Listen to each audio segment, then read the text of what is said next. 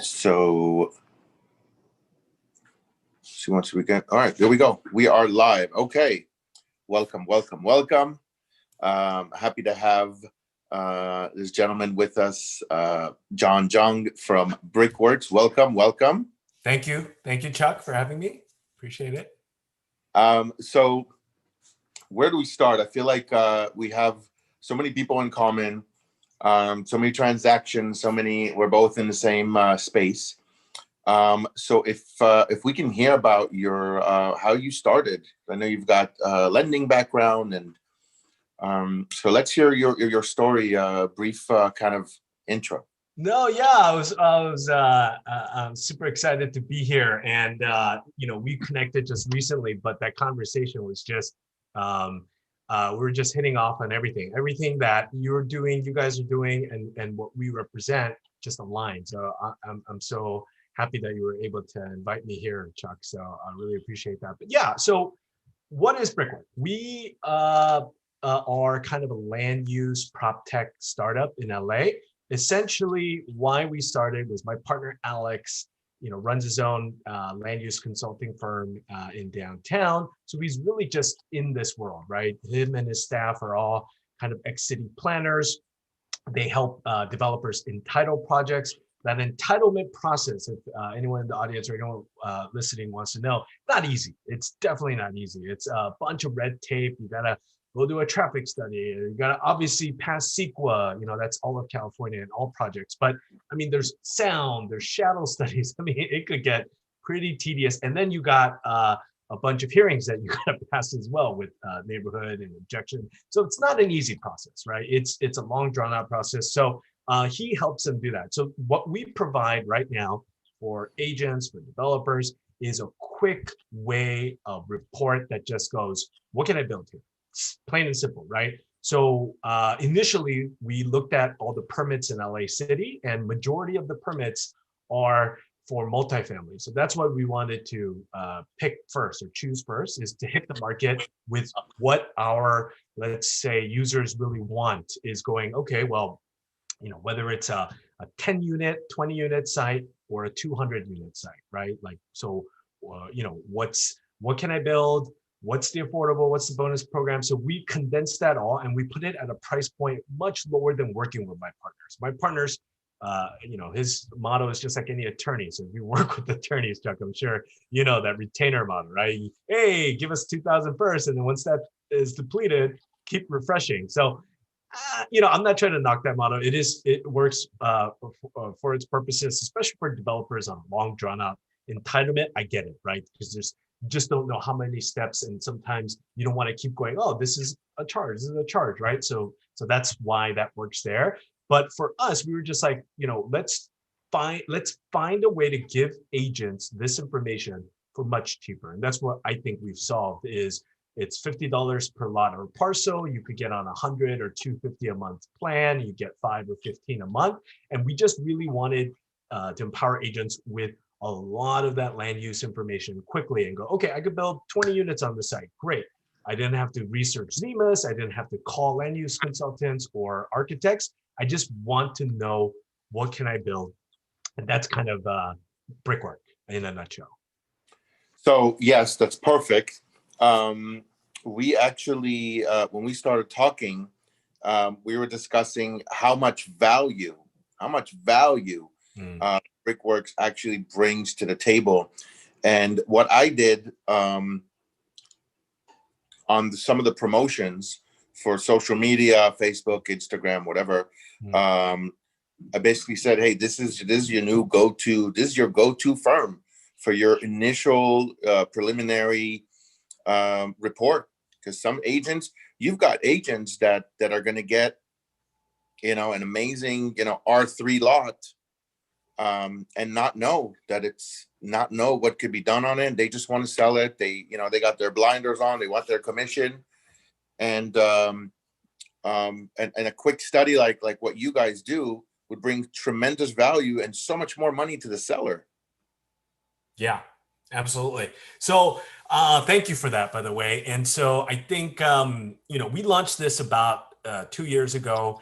and one of our partners brought us into Keller Williams. So I remember doing these lunch and learns at the Larchmont office, at the Westwood office, the Beach Cities. So Keller Williams was our first initial crack at getting to a lot of agents and start to do this. But I made a big mistake. What we initially did was we created a product that was more commercial brokerage, focused, because I was coming out there and telling all the agents, hey, mixed use, multifamily, putting lots together, selling it to developers, make big commissions, let's get on. And then I saw a bunch of glazed looks, just like, look, I'm just trying to put deals together. I'm dealing with this. Because I get it. Agents, when you're in the middle of stuff, it might be a divorce and you got to play both roles. Oh, the husband wants this. And so there's a lot more involved in real estate than meets the eye when it comes to your clients. So a lot of them are like, look, I'm already dealing with half my day with this and the other half, I got to somehow fit in marketing. How am I going to fit in trying to put lots together to sell to a developer? That's just too much of a headache. I'm not going to do it. So we got like almost, obviously the top producers in that office were like, I get it. I have assistants. I could get someone on this, right? So they did sign on, but not to the point where we thought, everyone was going to sign on, right? And so we learned from that, shifted. Obviously, we went to the CBREs, Marcus Millichaps, and they're our users right now, but we've always wanted to go back to the residential agents because we messed up. We were only looking at the mixed use and the big stuff, but development and redevelopment goes all in any way in all properties, single lot subdivisions, ADU rules. So that's what we did right now is our new reports are focused on ADUs, accessory dwelling units, and then also single lot subdivisions. So we get a bunch of, sorry about that. So we get a bunch of, users that also want to build to take a single family and do a duplex, right? Sometimes it's coastal commissions that you got to deal with, that time frame. We like to let agents and developers know, look, if someone gave you some misinformation and say, hey, you could get this all done in 6 months, that's absolutely false. If you try going to Santa Monica and Venice and doing a subdivision, right? That's going to take a year, if not 15 months, right? You got to go through try to do an addition here in Encino at the Mahone corridor. I mean, it's yeah. So we want to speak truth to the agent. So we want to let them know for sure, like these things, entitlements or subdivisions are going to take a lot of time because the cities have put in a lot of those red tape and steps and people and the hearing. You could even, if someone objects and they decide push it off, you got to go back and you got to revise your project and come back in 3 months. So that extends that project out as well. So we don't want people to make mistakes on the development and the investment side and on the agent side because they're the ones introducing these projects to developers. So we don't want miscommunication on both ends. So we're trying to alert people, hey, if you really want to do a subdivision or full entitlement, this is the entirety of a likelihood of the process. But at the same time, how do you avoid those things? What are by right? What are some other ways that you can, work a property? So that's the new focus is get to residential agents and help them do single lot and ADUs. Yeah. I don't want to mention names or anything, but on our initial conversation, I said, hey, maybe I can introduce you to this person. Maybe I can introduce you to that person. Because really rubbing elbows, it's really making, connecting the dots right. For, so, we didn't go into this like, hey, let's put deals together. No, we said, hey, we're all on lockdown. First lockdown was a lot different than now. Yeah. First lockdown, it was like, so, long story short, I'd love to be able to make those connections and, throw any ideas that we can your way. But I was going to ask about challenges. Yeah. But, I feel like that was some of the challenges. So that was a few challenges that you're like, oh, you know what? We should have done this. We should focus more on residential because I feel like there's so many more residential transactions, right? You're charging per report. Yeah. And so, that was definitely something we learned from. So I think startups, and I consumed a lot of content on startups, obviously all the tech startups, this whole wave of prop tech, but the prop tech, they do a lot of on the commercial side is what's getting tackled, I would say. The only thing with residential would be Open Door, obviously. And then Open Door's concept about being a discount brokerage without agents and disrupting is another thing that I had in my tool belt to tell residential agents, well, don't look at business as usual anymore, because every year that goes by, there are technologies and companies out there trying to move you out of the transaction completely, right? So Open Yeah. Door is probably a better way to do it than Zillow and Redfin. So, the agents kind of hated Zillow and Redfin and then now are used to it and still say, well, there's still the human component you can't replace. Fine. But that might mean that you're still going to get less transactions than what you thought. Every year, you're going to get less and less. And are you okay with that? Or do you also want to add more skills to your tool set, add different ways that you could earn commission and be in conversations with developers? So I think the single most thing that the agents have told us and we were in the Keller Williams offices and we were in Realty One groups as well. So I am Century 21. So those were the three brokerages that I physically pre-COVID obviously went there, bought lunch and was in the offices presenting, is that they all came up to me and they said, look, the thing about agents is you have to have confidence and you have to be sure about the information you're delivering.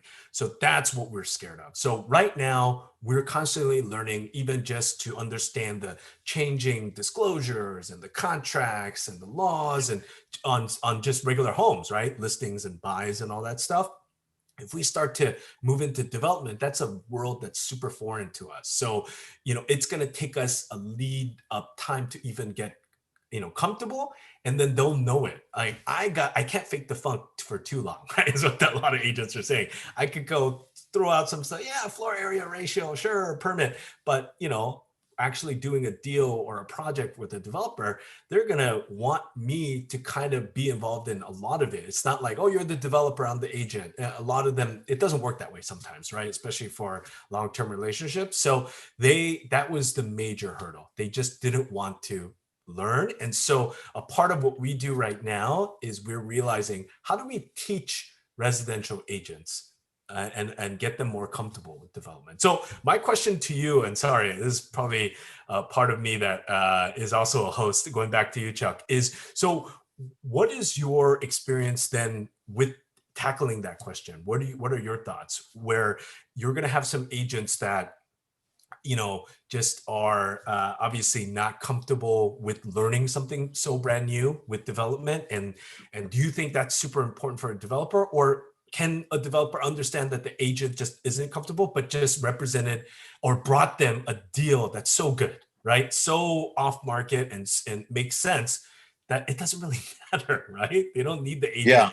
to, right, to be an expert. Otherwise, they would be a developer themselves. Yeah. So my answer to that is that you can't know everything and be everywhere, and it just, you can't have it all. Right. But you can always push yourself to get a new edge. So, if you go back 20 years ago when nobody even thought about, websites, I don't need a website. Go and get yourself a website. That's an edge, right? Go and get yourself, go get your car wrapped, whatever your edge is for your market. This is another edge, knowing more than the average agent about zoning, about what's allowed, what's not allowed. A lot of the stuff you can learn the real basics. You don't need to know about flow ratio. You don't need to know about queue condition. You don't need to know about any of that. I mean, right. You just need to know enough to know where's a red flag, what makes sense. Because at the end of the day, when you're bringing it to a developer, the developer is never, ever going to, as confident as you sound, okay? He's never going to believe, he or she, never going to believe what you're saying at face value. They're still going to take it to their architect, to their engineer, to their structural person. Let me get your feedback on it. I trust you. I work with you. Let me get your feedback on it. This one agent brought me this deal. Agreed. So if you know just enough to be able to filter the deals, the good stuff from the bad stuff, Mm. just enough to be able to ring, I mean, it's only going to help you. You know, no one's ever said, oh, I shouldn't have educated myself about that topic or that topic. It's always, you know. And actually that brings me to one of my next questions, which is your favorite, you know, technology applications, you know, websites that you use. You know, for example, for us, you know, for me, I use Zemus. You know, I check out, I see what's, you know, what makes sense, basic stuff. Yeah. But and then for my app, you know, for my phone applications, there's certain things that it's just comfortable to use. In the beginning, I didn't like Zillow. Now it's just easy for me to see what comps, you know, it's at the end of the day, it's still extracting information from, you know, from public data. So what stuff are you using? Yeah, great question. I to your point, I can't agree more. There is no perfect app. There's, you know, every founder is trying to dominate, get scale, and create one solution, but it's not going to happen. It's not going to work. I think you're right. I think we talked about this before as well. Is that it doesn't matter how great the idea is or whatever, right? It's really the execution. So even in real estate, more so than knowing every little nook and cranny about the comps, whether it's industrial or you're hitting multifamily or ADUs, it doesn't matter. It's all about execution. You still got to get that deal and you got to put in the offer and you got to close on it. You might lack 100%, but if you don't move, then that opportunity is gone. You're never going to do anything. Does that make sense? So I agree with you that you got to use whatever tool that's going to make you work during the day, at night, whatever. And so I agree with you too. There's stuff on my phone. Obviously, we look at it a little bit different because my goal is always try to market brickwork and then obviously get you know, more users or be able to connect with brokerages and management and top producers to introduce this. So, you know, some of the tools I use, but, you know, they're relevant also to real estate, whether you're a developer or an agent, is we are big on Airtable. So we put all our spreadsheets on Airtable. It's not that much of a monthly cost, and everyone has access to that spreadsheet. So no matter what, instead of going, oh, share this file, everything is in a spreadsheet format. And we like it because everyone's so used to spreadsheets, and especially real estate, right? Investment and all that, all those modeling that you guys do to figure out, is it going to pencil? It's a spreadsheet, right? So why not put it on Airtable so that everyone in your team can adjust it, can update it without having to email. So Airtable is big for us. HubSpot, as a CRM, I agree. There's so many options from Salesforce and HubSpot, Zoho, and then there's all these realtor-specific CRMs that get pushed on you by the associations, right? The realtor association. So fine, whatever, right? Just a CRM makes sense because you need to have access to your contacts, whether on the agent side for developers and flip side for the developers, even good developers have to have a good network of agents. It's very a symbiotic relationship, right? You can't, if you want, you could look for it, and I've seen developers do, but then what happens is you can't scale. So the good developers delegate and have good agents that find, they filter, they underwrite, they get the deal in place, and they move to the next, right? So most of the big developers, just like founders, are really looking for more capital, more equity partners, and more limited partners. So they're always having lunches and dinners with family offices, with, you know, like wherever they're going to get the capital from, they're always pitching themselves like, hey, we're LA Fixers, we're this, we have these 6 projects in the works, we're going to make our investors this much, but we're raising another fund. We want 10 million more so we could do 10 or 20 more projects, right? So if that's the case, you can't always just be looking for property yourself. So I would say a CRM works great so that you can have contacts for both sides, so you could keep track. So those off the top of my head, I use every day. And then obviously social media, Hootsuite, all that good stuff. What you're talking about, Zemus, we want to replace Zemus because we love Zemus too. For people that understand what Zemus is, it could have been such a better tool. We actually spoke with the developer that built Zemus for the city. So we were thinking of hiring him to help us at Brickwork build a GIS map. And we kind of shared that that person also complained, look, I never thought Zemus, the way it's built now, was going to be the end product, if that makes sense. Their intention was to update it and ultimately make it way more easy, right? Because everything is all hyperlinked, isn't it? So you're like, oh, there's a cube. What is this? Hyperlink. And then you're like, oh my God, it's a 120-page document. What does this mean? There's no summary. There's nothing that relates. And that's with one queue condition. Imagine if, I think Miracle Mile, we had an agent that our user was like, what the heck's going on? There's like 20 different queue conditions. And we were confused too. We're like, how could one property have 20 queue conditions? Which one is relevant? We have to call planning department, and our contacts are different. Our contacts are actually like mid-level, if not right underneath the director of planning, if that makes sense. So we get direct access to them, and they were just clear. Yeah, this one is what applies. And we're like, how could we have not, or how could any layman or anybody know that by just going on Zemus, if that makes sense? So Yeah. we had to do that, then tell our agent or our user, this was the one. And we're like, oh, okay, well, that helps us out, right? So we're trying to replace Zemus, is that we want to be that go-between that now, whatever information you want or research, we'll get it for you and we'll deliver it. The first time I ever saw Brickworks, someone had sent me I don't know if it was a feasibility study. I think they told me it was a feasibility study, but it was a very, basic report. Hey, this is what you're going to do. This is the zoning. This is what's allowed. Boom, boom, boom. Yeah. I think there was even some rendering there as well. And I looked at the bottom and I said, who did this report? This is great, right? Yeah. So then I started Googling, okay, Brickworks, and then somehow I emailed someone on the team and I said, hey, how can we work together? How can we work together? Yeah. Which brings me to my next point, which is content, right? And being able to join forces. Not everyone is going to be a competitor. Even your competitor. Yeah.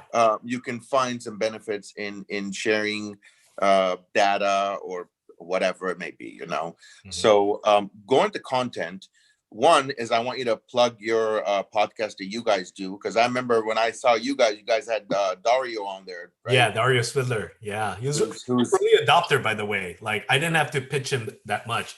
He was already coming from that background. So as soon as he saw us and saw that, and he had to double check. He had, smart guy. He took one of our early reports, went to a developer, went to an architect and said, is this correct? Is this correct? Once he found out that we were, he was already like, all right, I'm going to pay.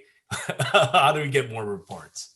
Yeah, he's like second, third generation. He's in that world, and he's very successful. And when I saw him and you guys have that podcast, I was like, wow, if Dario's on this thing, I got to get on this thing, right?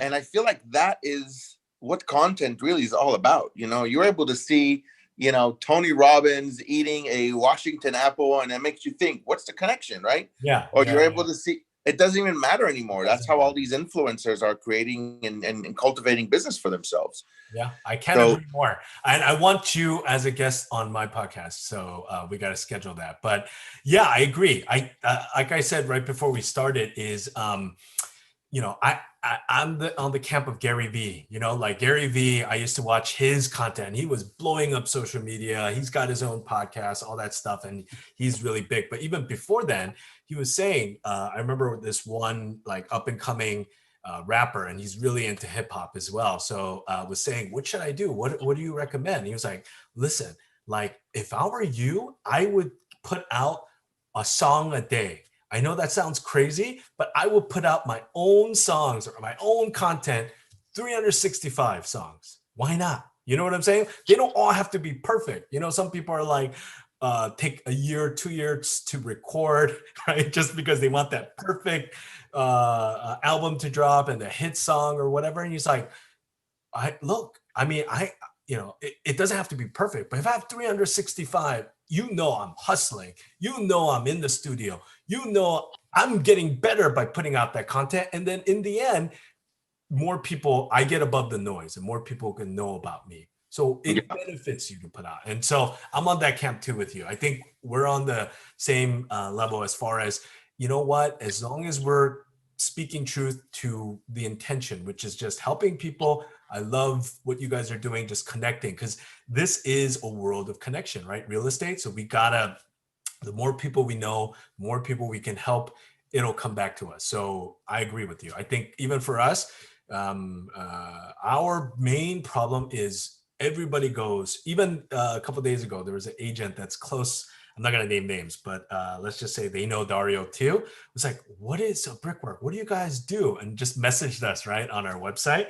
And that alert goes to me. And I was like, oh, you're from, that you're a compass agent. I can put it that way, right? So yeah, we provide this and this. And he was just like, oh man, I've never heard of you, right? And so, but I'm close with Dario. What the, right? Like, why did I? So, we knew this early on. It's just we weren't going to get a lot of organic referrals because of the nature of this information and competitiveness. So we decided we have to be the one-on-ones, right? We got to reach out to our users. So, that's what we have to continue to do. I feel like you guys, if I had to describe without describing the service, I would say Brickwork is a genie in a bottle, right? Because they can, they can make all they can make all your dreams come true. If you're facing a lot and you're like, what is this C2? What does it even mean? There's a little house on here. It might mean nothing to you as an agent who's looking for a turnkey property. Right. But if you know how to package it and you say, wow, you can put 30 units on this thing and it goes for 100 a door here, and I can actually get my seller $3 million instead of 1.2, Yeah. So that's a big thing. Now, the thing that comes with Genie in a bottle, you're not trying, no one's trying to share their Genie with everybody. People want to feel like that's my Genie. Yeah. That's my go-to. That's my resource. So it's really trying to get it out to as many people as possible. Yeah. And this is exactly why I need to keep doing this. And our team needs to keep doing this new year. Is just the more content, the better. Right when I said that story, I was like, oh, 365. I don't have that many podcasts, right? So it's like, that's the thing too, is what we're trying to do is just go, look, we got to get even like a quick 10-minute video out every day. And that's my marketing team also had brought that up. It's like, podcasts are great, all this stuff, you got to connect and you got to think about, talk about, but sometimes you could say the same things in a different way and quickly put out a video on social and YouTube. And so my marketing team's been pushing me to do that. And so I'm like, oh man, I got to do that this year. You know what I'm saying? Just get on a quick 5-minute video, talk about a way that an agent used, and we do have a lot of that, where agents are closing deals, they got introduced in a different way or what have you. One thing I wanted to talk about, if you don't mind, Chuck, is the multifamily ADU. I think we discussed. Yes, right? yes. Let me give you an update. It's so for our audience, we are beta testing the ADU reports, right? But what happens with ADU that's a little bit different than understanding TOC and how many 20, 50, 100 units that you could put on a site is the ADU is already clear. In 2020, last year, California said there's 6 different ways to do it. The 2 things that they added that wasn't there before was multifamily. It wasn't allowed before. It was the original iteration was always residential single lot at that point. And it was just garage conversions. But the problem there was, California says one thing, but then now every municipality has their own overlay. So now you're going to be like, oh my God, I'm trying to do a project in Downey. It's different than Santa Monica. It's different than Pasadena. How are you going to filter all that different info? It takes longer to underwrite and due diligence. So, not that many people were doing ADUs, even though there are numbers out there. My goodness, if you compare that to how many could be ADU'd or converted, it's a drop in the bucket. It wasn't being utilized. For the first time, they're now saying, oh, cities have very minor say, very minor. And it doesn't talk to square footage and all that. It's more procedural now. So they're not really stepping in the way anymore, right? In getting in the way. So the thing that I wanted to announce was that we have it. It's available. It's we're beta testing it, but it will launch very soon, which means that we'll at least point you in the right direction as far as what you can do. The next step is the architect. So we do have partnerships with architects that now go into AutoCAD or Revit, and they quickly look at the site, and then they'll go, okay, well, given the physical components of your lot, we recommend, demoing, the garage, because you only can convert to 300 square feet. Who wants a 300 square foot ADU? I mean, certain neighborhoods, yeah, that will work, but most of the time you want more. So this one beta test we did was like, no, demo it. Go right in the middle of your lot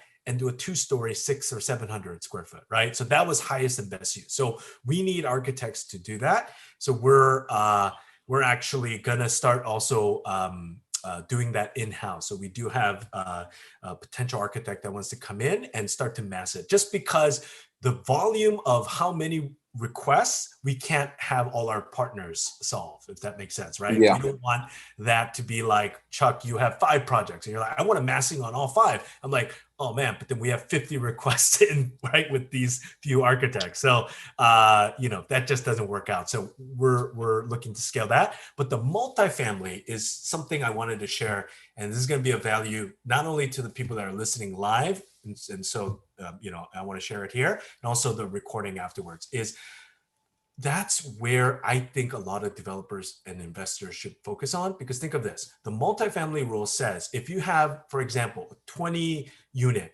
was built in the early 1900s, at that time, architecture wasn't, oh, let's put as many units in one lot. No, it was the opposite of that. It was like, how do we comfortably fit these many people to live here with common area, common space, right? Like, Yeah. and so those apartments were built as such.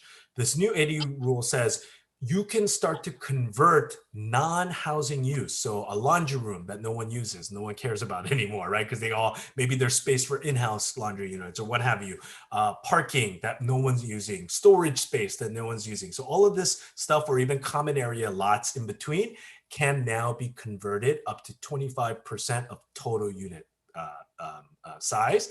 And if you couple that, if the lot itself is large enough to fit or convert to 2 detached ADUs, 1,100 square feet each, you could do that as well. So now, if you found the ideal property, you can add 25% more than original, so maybe 4 units, right, above, and then 2 more. So you're adding 6 units into a 20 unit. So you're taking a 20 unit and you're converting it into a 26 unit. Just think about the numbers of, obviously, post cost of renovating, it's still going to be less than ground up. So, just doing that versus now what the potential revenue and income and the value that you just created. I think that's the single most thing that most investors and developers should be looking for right now. But Chuck, the challenge is this, and this is the update I want to announce to you as well, is that those older properties, you have to do physical walkthroughs, right? There is no database of, oh, here's the floor. You know what I'm saying? So the good tip that we're also trying to do is, okay, fine, but at least what were typical design points at that point, right? So is it traditional? Is it cottage? Is it, so for single family, there are certain ways that the apartments were even designed. If we can even get to a few examples like that, you don't necessarily need to do the walkthrough as of yet. You could just identify what driving by externally, this fits that criteria. I need to somehow get inside with my architect to convert. So that's the we should be doing right now. So it's more analog. It's more of an analog kind of approach to underwriting it. Yeah. Is that what you're saying? Yes. Like you need to actually walk it, get an idea, even get out your measuring tape and measure. Yes. Okay. Does the lot size have an issue with it? So for example, if you've got a 10 unit on a 6,000 square foot lot, or a 20 unit on a 8,000 square foot lot, the ratio, you've got more units on technically a smaller lot per unit, right? Yeah. That's where the still the 25% rule. Yes, you could. So the 25% rule is for the attached structure, if that makes sense, right? So the depending on the design of the attached, you can convert up to 25% of the original unit count, if that makes sense. But what I was saying was you could couple that if it was a big enough lot, because, you know, I have been looking at just random neighborhoods. There are some neighborhoods, the lot sizes are pretty big. And like I said, when those structures were built in the early 1900s, they didn't think about maximizing lot size. They were the opposite. They were thinking of making the units large enough to live, and those expectations were small back then, right? It wasn't Yeah. 2,000-3,000 square feet. It was just like, oh, people could live in a 200 square foot room and a living room that's a little bigger than that, so, with a little kitchenette, right? So that's how a lot of the stuff were designed and built. So what I'm saying is that, but there was so much empty space in those lots, right? And so that's what they coveted. Now you could start to add on, convert to the building, to the existing building, with enough lot room, and also uses that are not housing uses. But in addition, you can also convert the garages to convert or build detached as well. So the coupling of both is, I think, something that What's probably people there. I know 100% there are people looking for those properties as we speak, but not enough. So I think there's still opportunity right now to look for those properties. Let me ask you this. So what's the lowest unit count you think someone should go after? You know, good question. So multifamily is 5 units and up, right? And so, you know, if you look at those numbers, I think this works more than 5. So just because there's a 5 unit, all right, 20 something percent and all that, you're not going to get bang for your buck, right? So Yeah. you need to hit a unit size that makes sense. So that's why I was saying 20 units, right? But it could also be 15. It just depends on that neighborhood. And maybe, you know, like I said, if you're in a high rent neighborhood like Santa Monica and you found a 15 unit that you could add 3 more units, that might just pencil, right? Because those 3 units are what, 3, 4, 5, it just depends, right? But Exactly. yeah, so it could take your cap rate to, you know, a different digit, especially over there when it's so low in like Santa Monica, Beverly Hills, places like that. Yeah. exactly. So I don't want to be too generic here, but all I'm saying is you have that opportunity is there. And what we're working on right now is providing the report or the analysis to help you identify those things. The only thing with the multifamily that we can't do is what I'm trying to say is that you actually, we're working on that, right? We're trying to get some ideal or some common you know, design architecture types of that period. And maybe we could look in the record books for, you know, that were built in LA County or, you know, designed and built. And then we can help narrow that down, because our end goal is to help empower developers, investors, and brokers to use our reports to find yield and opportunity, right? And so we're going to help as much as we can. But my little tip is for today, even though we don't have it fully fleshed out, is go look for some multifamily ADU, right? It might take additional steps, which is, you know, getting with an architect, really. That's going to be key in here. You could still come to us just for the ADU rules, just to double check, right? And our reports will still help on that front. But then the whole converting the existing space will require you analog to work with an architect, get some typical design. And if you're able to walk through those properties as well with the architect so that they could be confirmed for you how many of those they could convert. But you can always do the external underwriting just with Google Maps, right? Just looking at lots and go, oh, this is a 6 unit. That's what I was doing before too. I was looking in Koreatown. I was like, oh my goodness, there's a lot of like 8 units that are just on Pico and Washington and this and that. And their lot sizes look pretty good, right? They're 10,000, 9,000, 11,000. So I'm like, oh, you could fit 2 detached, definitely on those lots. And there's no new construction on those, right? It's only converting existing.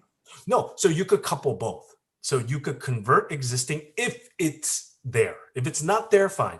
Just do the externals. But you could couple both if the opportunity is there. Got it. Let's plug your podcast and how people can see it. Yeah, so I subscribed to yours as well before, but we're the Brick Plus Work podcast on YouTube. And you could look for those links also on our LinkedIn company page, Brick Plus Work. And we also have an Instagram page as well. So we're on all three of those platforms. But ideally, we've been trying to bring in more of our, I think we have a lot more LinkedIn company followers than subscribers on YouTube. So our marketing department is always constantly taking clips of the podcast and putting it on LinkedIn so that we're trying to drive our followers to subscribe and watch our content. Fantastic.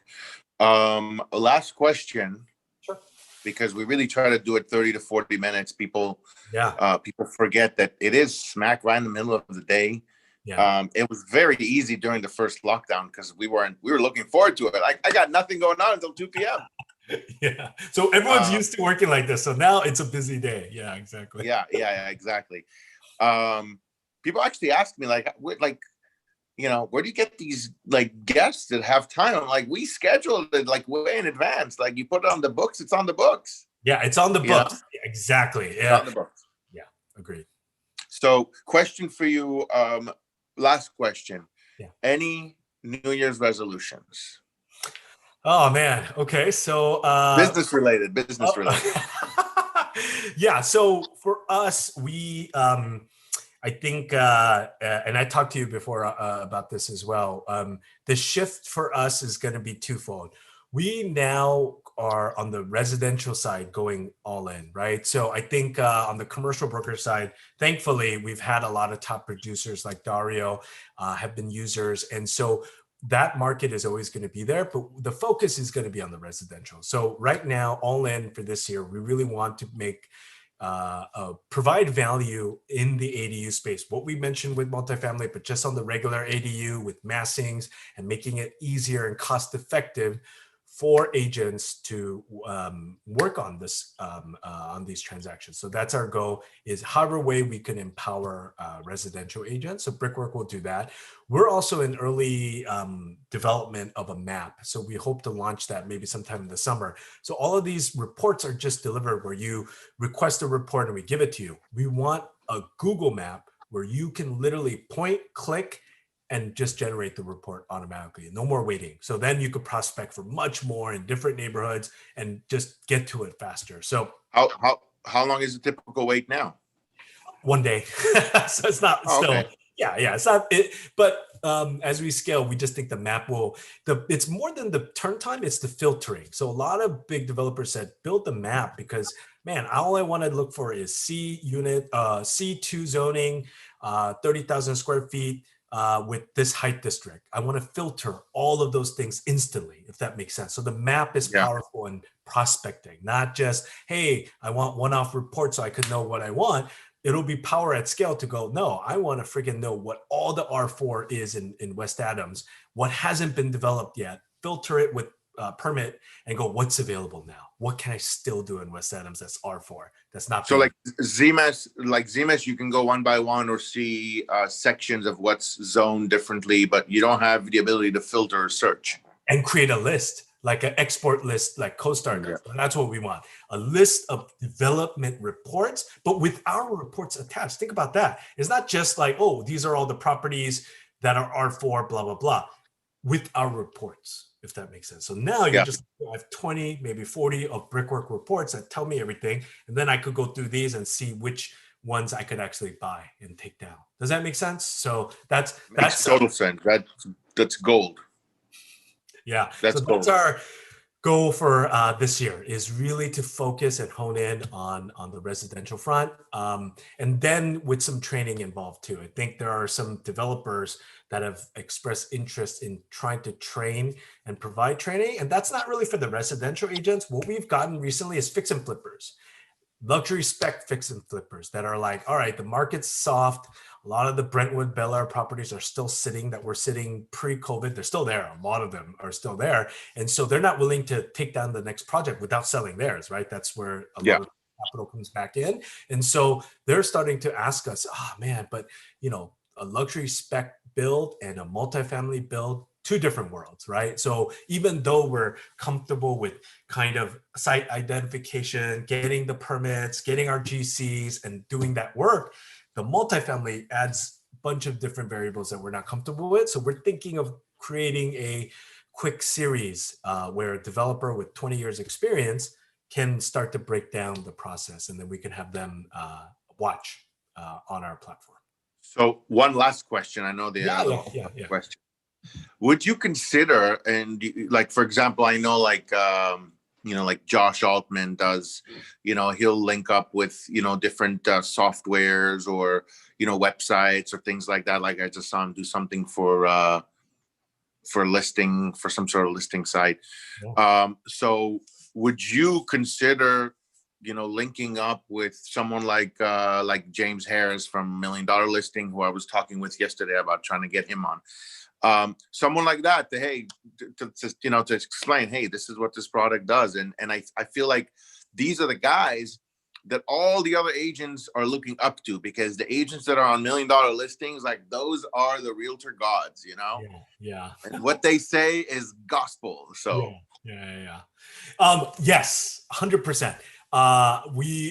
If you can make an introduction to Josh Altman or James Harris or any of those, we would be so grateful. I think what happened and why we haven't is because our focus initially was, again, last year was commercial, but there's no $1 Million Listing commercial. You know what I'm saying, right? Because it would be boring, because it would just be all, they're not making emotional decisions. It's all like the numbers. So, hey, what's the cap? What's the numbers, right? And so that's how it trades. And you're not going to get these negotiation type situations. You know what I'm saying, right? So yeah, it'd be footage of you guys sitting in hearings with LA City.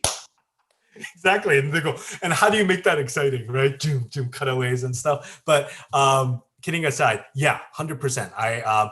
We weren't we didn't have the value or the product that we're working on now for the resi, and that's why we never reached out yet. Because then, they're very clear cut. They're like, what value can you bring me? And then, will it make me money, right? First off, right? Do I see opportunity in it? If I do, I know they'll come on. And so for them, by all means, it's the ADU and the single lots, because like I said, a lot of their clients that are the luxury spec developers are seeing that slowdown, but they still have capital and they still want to move product. So I think a lot of them are now going, oh, maybe I should go more inland and start to look at these ADU opportunities. It's just, instead of one project that's a $30 million, $50 million project, they could spread that money or capital out and do like 10, 15, 20 of those projects instead of one. But again, it is different. Even though they're a developer, Bel Air and Brentwood is going to be slightly different when it comes to multifamily and lots and stuff like that inland. And so I'm hoping to be that bridge for them. So by all means, yeah, we'd love an intro to them as well. Whoever it may be. I was just throwing names out there, but again, doing this content, you never know who's watching it. Yeah, hopefully they're watching, or they will watch. Please reach out to me. And the funny thing is, this content, not only does it help with people, you never know who's going to watch it and when they're going to watch it, because this goes on our channel and your channel or Instagram stories.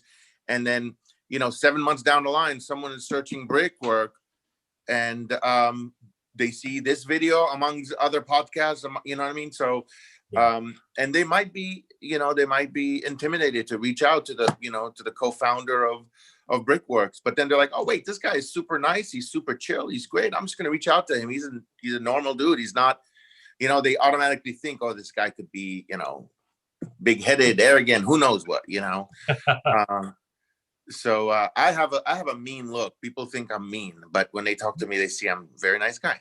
Yeah, no, and the LA hat that you're wearing could easily be New York. Someone could mistake you for New York, so you do have that. But yeah, but LA, yeah, I'm a LA, I grew up here. So like Dodgers, and I can't believe 2020 was crazy with, right? Like we were, since 1988, we had the Dodgers and the Lakers win the championship. So it's been shadowed by what's going on. But if it was any normal situation, my goodness, we'd just be going bananas, still celebrating that, but it got quickly forgotten. So I feel there's so much going on. My co-host Lior, he's not here today. You went to do security at Capitol Hill. No, I'm kidding. He's with his kids. But we always talk about that, how things just like, just there's something new every day, and and by the way, going back to one last thing now, going back to what we were talking about earlier with. You've got your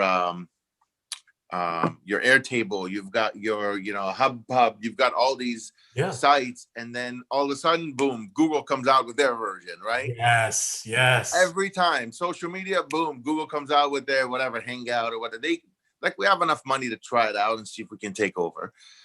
But I feel like Google Drive is just so trustworthy. I know it works different. It works different. Yeah. But like they they'll come out with every option that you think, boom, you have a Google account, it's included, So I can't agree more. And we actually use Google Drive too. So we switched over from, I think, Ignite, which was recommended because we were using Office 365, right, for the team. Yeah. But then we switched over. All our emails are now G Suite or Google Suite emails, and then we have Google Drive as well. So all our documents are on Google Drive. No matter what, we at least know that they'll be there and they're secure, if that makes sense. So I agree. I can't agree with you more. And you're right. Airtable, HubSpot. If Google comes in and creates an easier solution, guess what? We're gonna just use. There we go. Yeah. Awesome. It's always the easier, and even for us, Brickwork. If a competitor comes in LA and they're easier, faster, and less, rightfully so, we lose. So that's why we're trying to step it up here and get more exposure in LA. Yeah, it all comes to convenience. Yeah. So listen, I want to thank you so much for coming on and being a part of it and creating content with us. And I hope you get new accounts. I'm gonna be letting my brain spin on how I can help with getting you guys out there, because I truly feel like so much value. I don't think there's a company out there that provides more, at least for my space, for where I'm at, and dealing with developers. And I think every agent should really get to know Brickworks and what you do and how you do and all the wonderful things you guys are doing. So I thank you so much for what you're contributing to the real estate community, besides coming on here. And I'd love to be a guest on your podcast whenever. Yeah. Oh, we're scheduling that ASAP. Yeah. And again, thank you so much. Have a wonderful day. Thank you for joining us, and we'll catch you soon. Thank you so much, Chuck. Really appreciate it. Thank you. Thank you, man. Be well. Bye-bye. Bye.